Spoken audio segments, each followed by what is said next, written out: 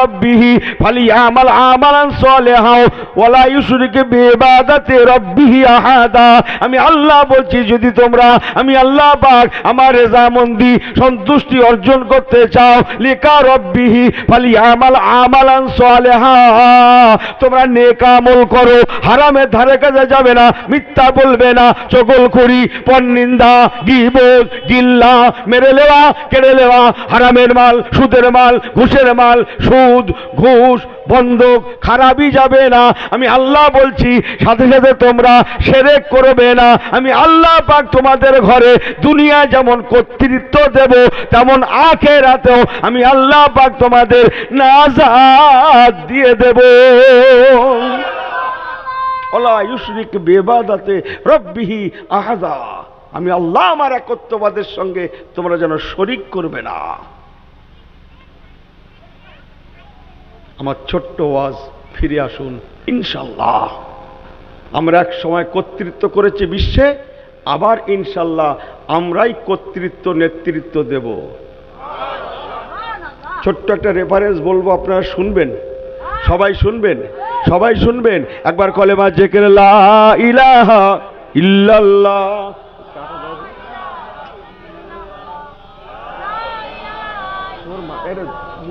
থেকে লা ইলাহা ইল্লাল্লাহ। বুঝতে পারেনি?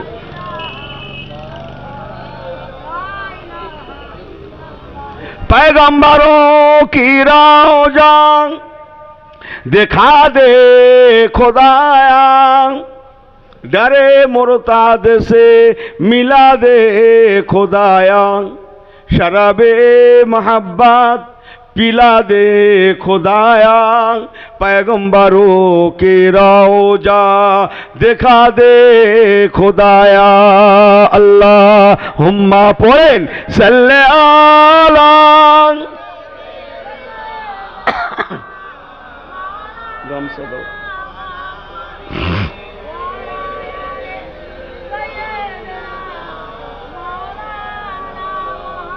नारे तकबीर, नारे तकबीर, ए अल कुरानेर आलो। আমার দিকে ফিরে বলেন নারে তাকবীর। ছোট্ট একটা রেফারেন্স, জানা কথা। তাহলে কি বলছিলাম আমি? ইউনুস বদরের ময়দানে অমুসলিমদের উপরে এহসান, মদিনার বাজারে আম্মাজান হালিমা সাদিয়া কলেমা পড়েননি,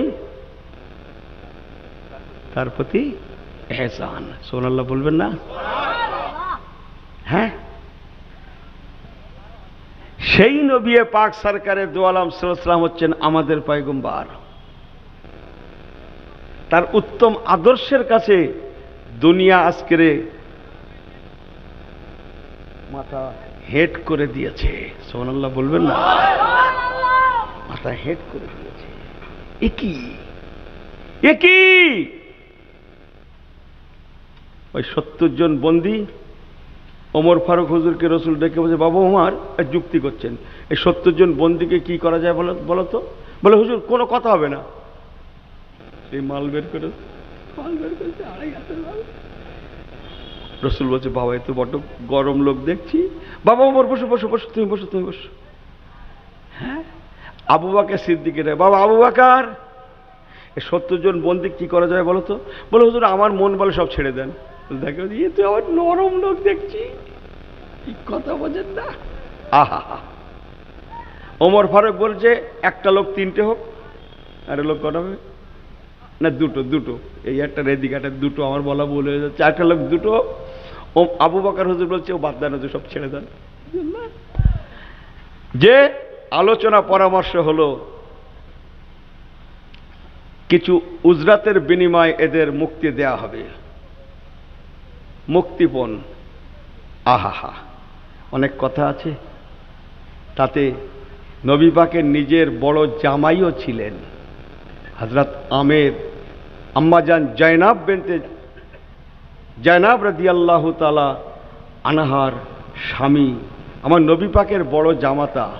আহা, যখন মুক্তিপণ চাইলেন, জামার কাছে কিছু নেই, আম্মাজান জায়নাব নবী পাকের বড় বেটি, বড় কলিজার টুকরা, নিজের গলার হারটা খুললেন শুনতে পেয়ে দূর থেকে, মদিনা শরীফে স্বামীর কাছে পাঠিয়ে দিলেন।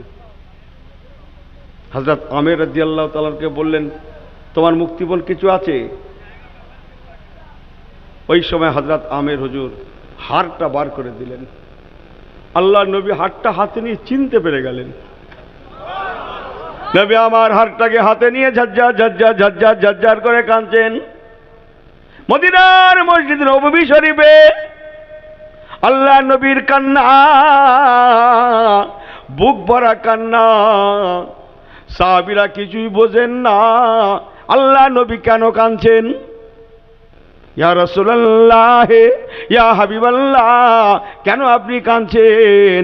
নবী পাক বলেছিলেন, বাবারা তবে শুনে নাও, বহুদিনের একটা পুরানো ইতিহাস আমার মনে পড়ে গিয়েছে। এই হারটা যে দেখছো বাবা, এটা অন্য কারো হার নয়, এটা আমার খাদিজাতুল কুবরার গলার হার। আমার খাদিজা আমার বড় মেয়ে জয়নাবের বিবাহের সময় মা জননী তার মেয়েকে দিয়েছিলেন। আমার খাদিজা আমার বড় মেয়েকে হারটা দিয়েছিলেন, আর সেই হারটাই তার স্বামীকে মুক্তিপণের জন্যে আমি রসুলের দরবারে পাঠিয়ে দিয়েছে। বাবারা, এই হারটা আমার খাদিজাতুল কুবরা গায়ে পরতেন।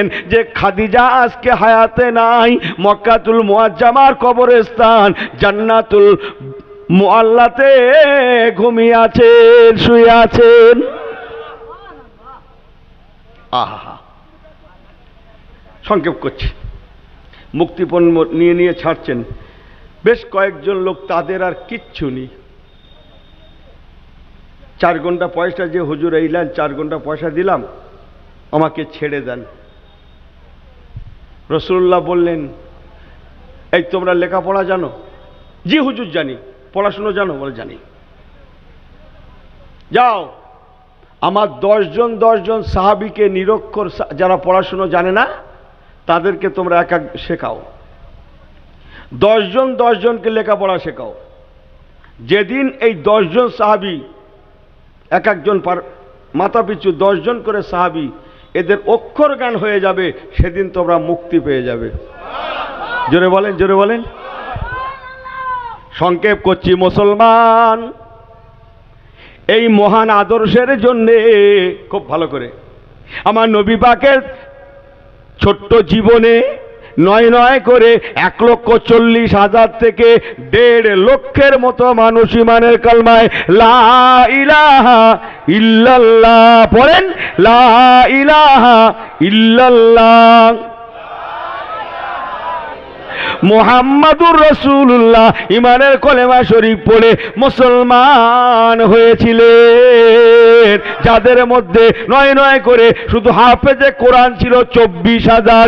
এক কথায় 24,000 হাফেজে কোরআন রেখে 1.5 লক্ষের মতো সাহাবায়ে কেরাম দিগকে রেখে আমার রাসূলুল্লাহ আল্লাহ পাকের দুনিয়া থেকে পর্দা নিয়েছিলেন। অথচ আগেকার নবীগণেরা, কোন নবী দুনিয়ায় 200 বছর হায়াত পেয়েছেন, কোন নবী 400 বছর, কোন নবী 600 বছর, কেউ বা 1000 বছর, কেউ বা 1200 বছর, কেউ বা 1400-1600 বছর তারা কলেমার দাওয়াত দিয়েছেন। অথচ তাদের জামানায় মুসলমান হয়েছে কোন নবীর জামানায় হাতে গোনা 12 জন, কোন নবীর জামানায় মুসলমান হয়েছিল মাত্র 50 জন, কোন নবীর জামানায় মুসলমান হয়েছিল মাত্র 80 জন, কোন নবীর জামানায় মুসলমান হয়েছিল মাত্র 400 জন। অথচ রাসূলুল্লাহর 23 বছর, 40 থেকে 63, এই 23 বছর ইসলামের খিদমতে 1.5 লক্ষের মতো মানুষ ইমানের কলেমা শরীফ পড়ে মুসলমান হয়েছিলেন। যেটা বর্তমান 250 কোটিতে যে ধাক্কা খাচ্ছে, সুবহানাল্লাহ বলেন। ইনশাল্লাহ সামনে যা দিন এসছে, আকসার লোক ইনশাল্লাহ কলেমা ছায়াতলে আল্লাহ পৌঁছে দেবে। একটু জোরে বলেন। তাই আসুন হাতটা জোর করে বলে গেলাম, রসুলে পাকের শেখানো পথের প্রতীক হয়ে যাই, দেখানো পথের প্রতীক হয়ে যাই। আল্লাহর কসম, যারা রসুলের পাকের দেখানো পথের প্রতীক হয়েছে তাদের ইতিহাস দেখুন, তারা বিশ্বের জমিনে রাজ করেছে, রাজ। একটা ছোট্ট রেফারেন্স বলবো, জানা কথা শুনবেন, একদম জানা কথা, কয়েক ঘন্টা রজ আমি কয়েক মিনিটে করে ফেলবো। কার কথা বলি, আছে তো অনেক। আচ্ছা, ওমর ফারুক হুজুরের নাম শোনেন আপনারা? এই হ্যাঁ হ্যাঁ করতে হবে আপনাদের ঘরে। উনি ব্যক্তিটা খুব নরম ছিলেন না? কে নরম না? এই দেখেন, এ হুজুরকেও লাভিয়ে দেবো নাকি? সবাই বলছে গরম, আল্লাহর আলেম তো বলবেই গরম। তবে এটা মনে রাখুন, যিনি যত গরম তিনি তত বেশি নরমও বটে। সুবহানাল্লাহ বললেন না? গরম কোন জায়গায় জানেন তো? গরম এই, তুই যে বাড়ির থেকে আসলে এই হোমড়ায় অশুনতে এখানে জলসা, তুই রাস্তায় ঘুরছিস মানে কথা বলছেন না? এই দেখ, এই দেখ, এই দেখ, গন্ডগোল করে দিলে ওর নাম লিখে রাখো, নাম লিখে রাখো। নারে তাকবীর, জোরে বলে নারে তাকবীর। রাসূলুল্লাহ দুনিয়া থেকে চলে গেলেন, আবু বকর হুজুর খলিফা হলেন। আমি একটু জানা কথা দুম করে বলে ফেলি, ভালো লাগবে আপনাদের। ওমর ফারুক হুজুর খলিফা হলেন, জোরে বলুন না সুবহানাল্লাহ। কথা অনেক আছে, অনেক আছে। ওমর ফারুক হুজুর ইসলামের খেদমতের জন্য হাজার হাজার সাহাবীদের একটা বাহিনী গঠন করলেন। তাতে 4000 সাহাবী থাকলেন, আরো কয়েক হাজার মদিনার সাধারণ মানুষ থাকলেন। লিয়ে রাসূল হযরত ওমর ফারুক হুজুর এই ইসলামের বাহিনী পাঠালেন, যাও কলেমার দাওয়াত নিয়ে চলে যাও। Iraq, Iran, Jordan, Kuwait, Lebanon, মিশর, তুরস্ক, সিরিয়া, কথা বলছেন না, সব যাও কলেমার দাওয়াত নিয়ে যাও। অনেক লম্বা কথা। সাহাবায়ে রসুল কারা? নবী পাকের সাহাবীরা হচ্ছেন তারা যারা তাদের টোটাল জিন্দেগিটা নবী পাকের রঙে নিজেদেরকে রাঙিয়েছিল, রঞ্জিত করেছিল। আমার হুজুর যেমন, হুজুরের সাহাবীরাও ছিলেন তেমন। হুজুর যেমন, হুজুরের সাহাবীরাও ছিলেন তেমন।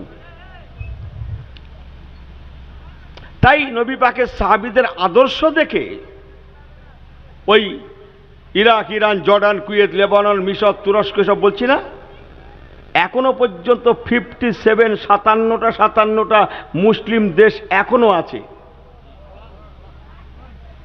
সব এলাকা ইসলামের নবী পাকের সাহাবীদের ব্যবহার দেখে তারা অ্যানালাইসিস করতে লাগলো, এই যদি রসুলের সাহাবীদের ব্যবহার হয়, না জানি নাদের নবীর ব্যবহার কতই না উত্তম ছিল।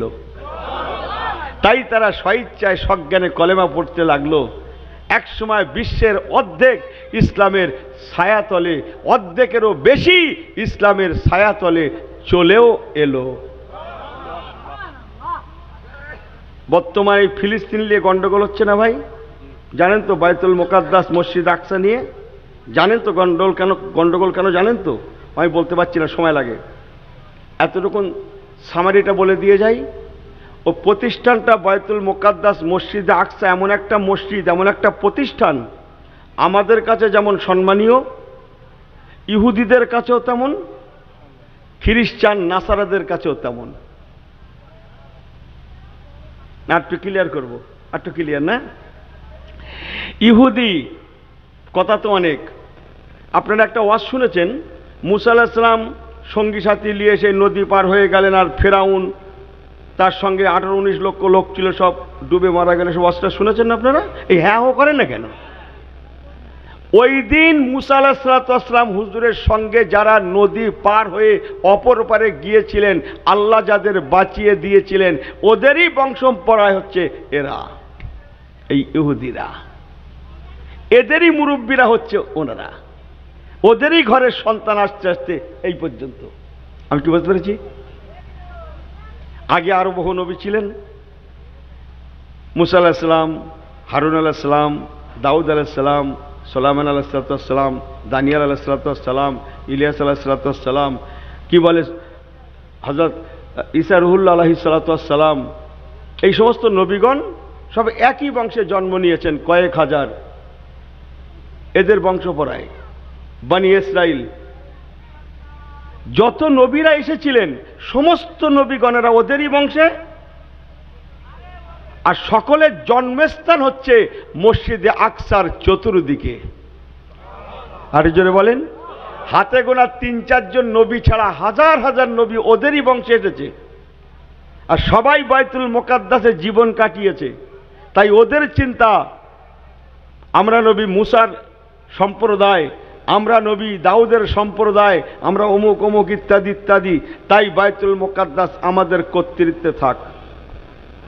নাসারা খ্রিস্টান, ওদের নবী, জোরে বলেন, এই আমার দিকে ফেরো ছেলেগুলো, এর বড্ড কেতাবি কথা সুস্বাদ দিলে ঘরে যাবে না, আমি ভালো জানি। 10 বার শোনার পরে একবার মনে থাকতে পারে। খ্রিস্টান যারা, নাসারা যারা, ওরা কাকে নবী মানে?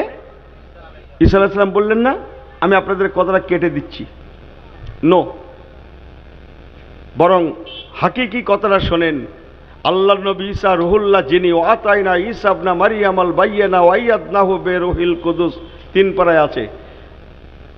আম্মা জান মরিয়ম আলাইহিস সালামের বেটা ঈসা রুহুল্লাহ, যিনি আল্লাহর আসমানে আছেন, তিনি। যিশু খ্রিস্ট যে ক্রুশবিদ্ধ হয়েছে, সে ওই থাক। যাই হোক, আমি ঈসা রুহুল্লাহ হুজুর বলে বলি, ওরা নবী মানে।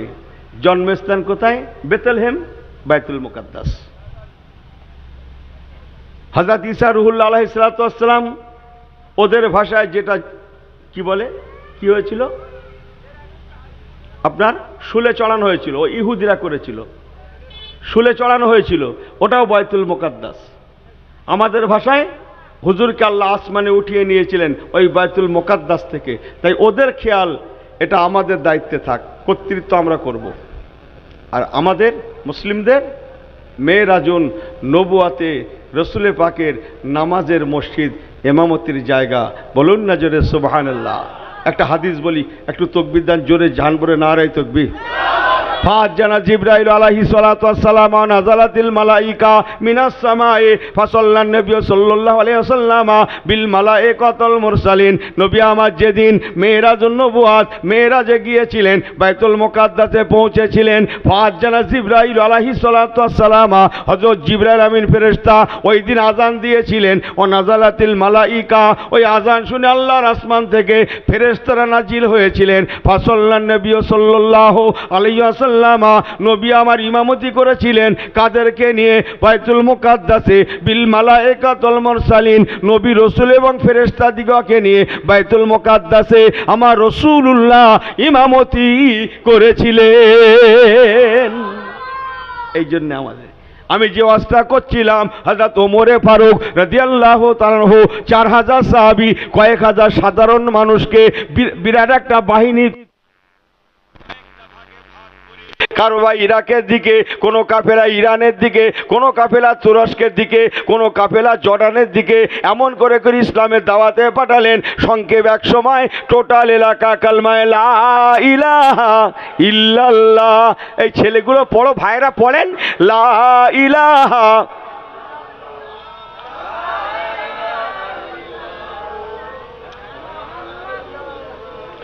মুহাম্মাদুর রাসূলুল্লাহ। টোটাল এলাকা ইসলামের ছায়াতলে চলে এলো। আর একটু জোরে বলে সুবহানাল্লাহ, আর একটু জোরে বলে সুবহানাল্লাহ। বাদ রইল কেবল বাইতুল মুকাদ্দাস। আমি বলেছি না, কয়েক ঘন্টার আওয়াজ কয়েক মিনিটে করে ফেলবো। সব এলাকায় জয় হলো, বাদ রইল কেবল ওই ফিলিস্তিনের যে গন্ডগোল হচ্ছে, যাকে কেন্দ্র করে সর্বনাশ হচ্ছে, ওরা সাড়ে সর্বনাশ করছে বাইতুল মুকাদ্দাস। একেবারে শেষ লাইনটা বলছি, বাইতুল মুকাদ্দাসের যিনি মেন ধর্মযাজক,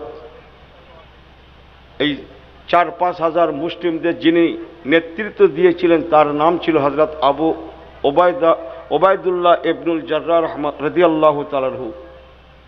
হযরত ওবায়দুল্লাহ ইবনুল জাররাহ, ওনাকে বলছেন, কলেমার দাওয়াত নিয়ে গেলেন, চতুর্দিকে সব কলেমাওয়ালা হয়ে গেছে। প্রধান ধর্মযাজক বললেন, দেখুন আমরা কলেমাও পড়ব, বাইতুল মুকাদ্দাসের চাবিও দিয়ে দেব, আপনারা নিয়ে নেবেন, তবে শর্ত হচ্ছে আপনাদের খলিফা ওমর ফারুক রাদিয়াল্লাহু তাআলা আনহুকে আসার লাগবে। কথা বুঝছেন? খবরটা বাইতুল মুকাদ্দাস থেকে প্রায় ১,৫০০ কিলোমিটার রাস্তা মদিনা শরীফ ওমর ফারুক হুজুরের কাছে চিঠি করে পৌঁছানো হলো। উনি চিঠি পড়লেন। চিঠি পড়ে শেষ কথাটা বলছি, উনি নিয়ত করলেন আমি বাইতুল মুকাদ্দাস যাব। মদিনা শরীফের অনেকে বারণ করলেন, হযরত ওসমানজি নুরাইনও পর্যন্ত বলেন, হুজুর আপনি যাবেন না, ওদের চক্রান্ত বোঝা বড় বড় মুশকিল, ওরা আপনাকে ভুলিয়ে ভালিয়ে নিয়ে গিয়ে নিজের দেশে নিয়ে গিয়ে আপনাকে শহীদ করে দিতে পারে। আজকে মদিনা শরীফে আল্লাহ রসুল নাই, হযরত আবু বকর হুজুর হায়াতে নাই, হযরত ওমর ফারুক হুজুর আমিরুল মোমেনিন, আপনি আমাদের মুরব্বী, উনি তখন মুরব্বী, আপনি আমাদের মুরব্বী, আপনাকে ডেকে নিয়ে যদি শহীদ করে দেয় আমরা মুরব্বী আরা হয়ে যাব, হুজুর আপনি যাবেন না। রাসূলুল্লাহ হযরত ওমর ফারুক আলীল মুর্তজা হুজুরকে ডেকে বলছেন কানে কানে, ভাই আলী কি করা যায় বলো তো? বলো হুজুর আমার মন বলে আল্লাহ ভরসা, চান জোরে বলুন সুবহানাল্লাহ। তাওয়াক্কাল তো আল্লাহ, বাঁচানোর মালিককে, জোরে বলেন বাঁচানোর মালিককে। আপনি রওনা হয়ে যান।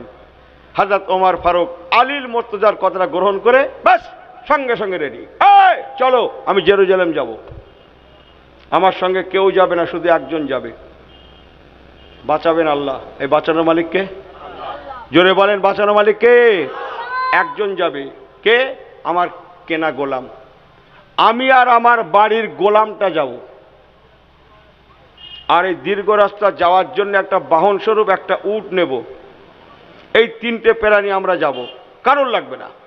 এই রেডি হও, গোলামকে বলেন রেডি হও।